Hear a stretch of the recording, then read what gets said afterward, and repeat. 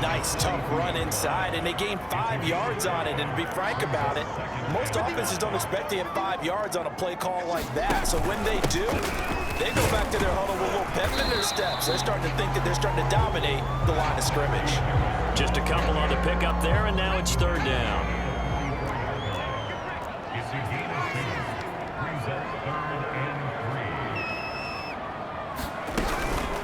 A run with Harris out of the shotgun. And he's got a first down as he's up to the 48. We all love to have a home run hitter in the backfield. Guy can take it the distance. But a short yardage, trying to pick up first downs, that big guy, always a nice luxury to have, isn't he?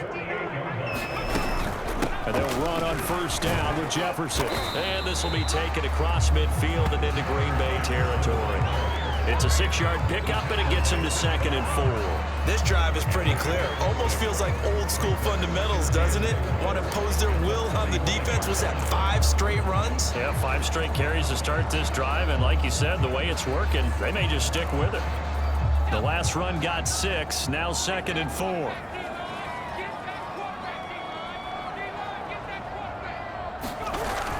And they'll go right back to Jefferson. And he'll go down shy of the 40 at the 41. So many teams want to throw the ball in this situation nowadays, but I love watching a team that has enough confidence to go ahead and run the football in that situation.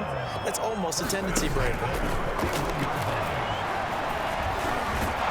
Packer pressure, and down he goes. Rashawn Gary in there to get him, and that is sack number 6 now for him on the year. So that complicates things a bit here. 18 yards to go now on 2nd down. On the give, this is Jefferson. And this Green Bay defense making that play look a lot like the previous one. Both tackles behind the line of scrimmage. Just a 1-yard loss that time, but that's not what they needed. Now they're dealing with a 3rd and long. From the midfield stripe, they'll look to throw.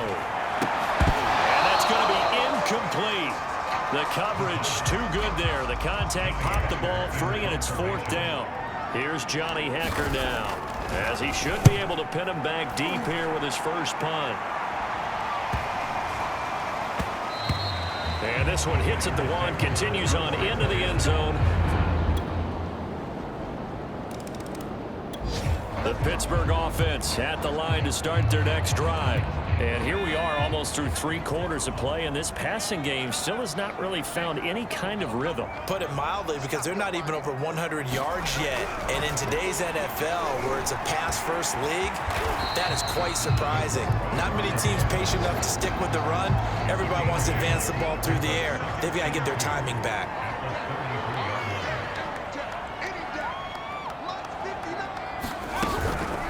On 2nd down, this is Harris. 2nd and 2 is prime time for a little bit of a gamble, isn't it? Open up the playbook, go play action, toss that bad boy deep. But in this situation, go ahead and give it to your back. Let him pick up a first down. Keep the sticks moving. And that is going to do it for this 3rd quarter of action. You are watching the NFL on EA Sports. So from the 36 now, 1st and 10. Here's Harris. Well, now Harris lost it. It's a fumble, but it looked like the Steelers were able to recover, and they will indeed hold on to the ball. Wow, that ball gets knocked free, but a teammate comes along and scoops it up. It's almost like baseball. Guys at bat, people are on base in scoring position. One guy doesn't get them home, the next guy comes through. And that's into a crowd and intercepted. Picked off by Darnell Savage, and the Packers are... So this offense will head back out there already in excellent field position thanks to the interception. They go back to the air here after the INT on the last drive. Dancing to his left. And this turns into a nice gain with a slide at the end. Looks to me, partner, like he's learned a little bit, because earlier in the game, I think he was trying to force forced a lot of throws into his windows that just weren't open. Yeah, the interceptions had plagued him, especially a second interception, really a bad throw. So maybe a better decision there. Yeah, no doubt about it. I think he learned from earlier in the game, and he's applying it now. The first-round pick, Jair Alexander, making the tackle. The first down run got 5. Here's 2nd and 5.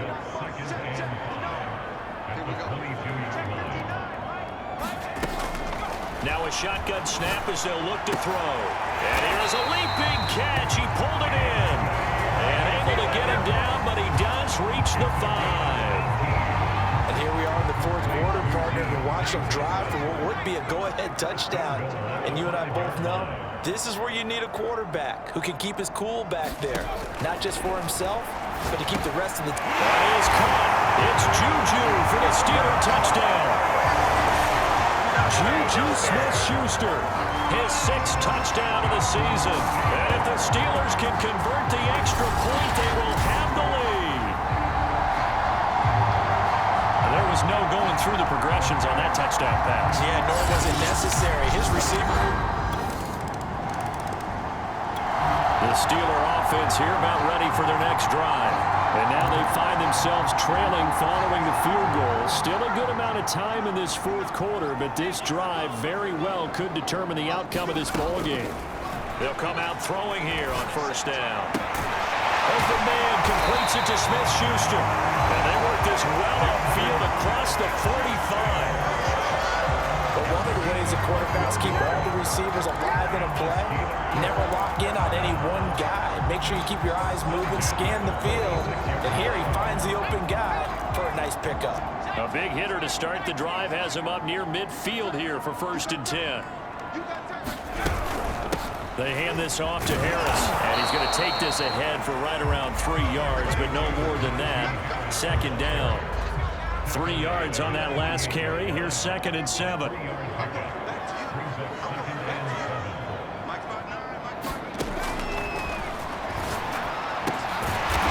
man right side is Smith-Schuster, complete.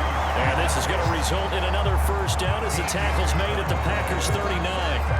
Well, this is where reading defenses and practice time comes into play. You've got to know what you're running versus zone versus man and how to run the proper route. And they just executed that one pretty well. On first down, he'll drop to throw. Complete. It's Johnson. And brought down, but not before they're inside the 25. Well, that certainly has to feel good. It's not all the time that the play caller should get all the credit. Sometimes I think in the huddle, the quarterback just says, hey, who's going to make a play for me? I just need something right here. And the end result there, nice first down. Drive keeps moving. Nowhere to turn this time, and he goes down. Sacked back at the 29. Rashawn Gary, he's the one to get him, and that is sack number 7 for him on the year. Got to assume this defense will be charging again here. It's 2nd and 15.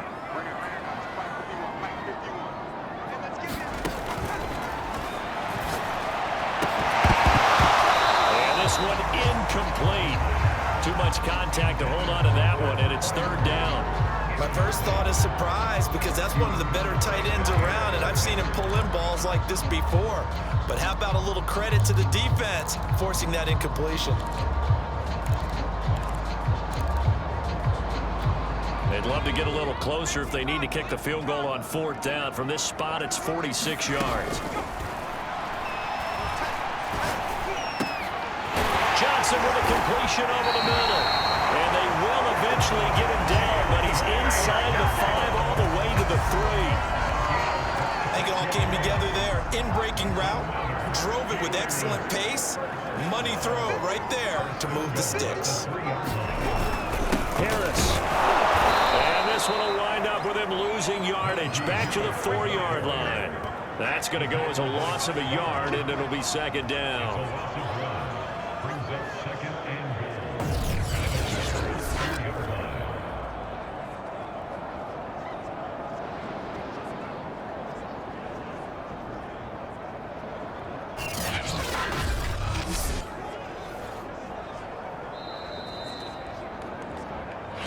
Minutes remain, and that's our score differential as well. 2 points here in the fourth quarter. So the Steelers with the football as we get you reset. And they're knocking on the door. 2nd and goal now in a one-score game. Again, it's Harris on 2nd down. And he's in. Touchdown, Steelers. Najee Harris, his 19th touchdown now on the season. And the Steelers have taken the lead here in the 4th quarter. So it was the passing game that got him down here, but closer to the goal line, it's the running game that gets him home. Certainly appears that they lulled the defense into thinking that the passing game was going to be it the entire drive. Nice change-up.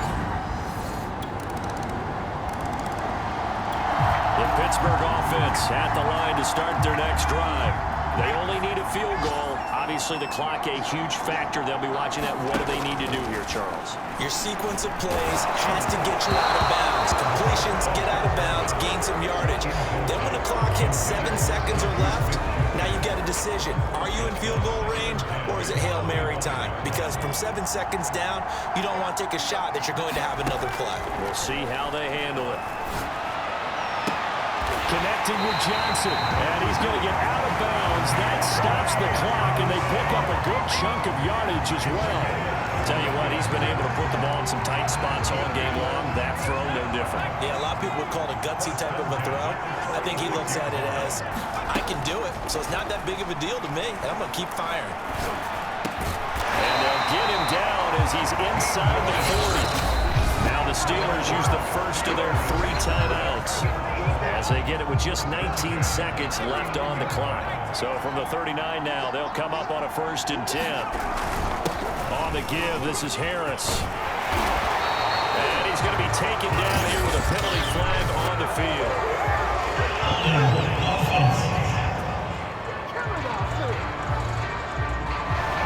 So a decent game, but all for naught on the penalty. It's too bad, isn't it? They were feeling pretty good about it. Only people celebrating, the guys who just gave up that play. They run with Harris. And that's a gain of 6 on the first down run. Now a final chance to stop it here as a timeout comes in with 10 seconds left in the game. So it's up now to one of the most accurate kickers in NFL history, Justin Tucker. Now a final chance to stop it here as a timeout comes in with 10 seconds left in the game.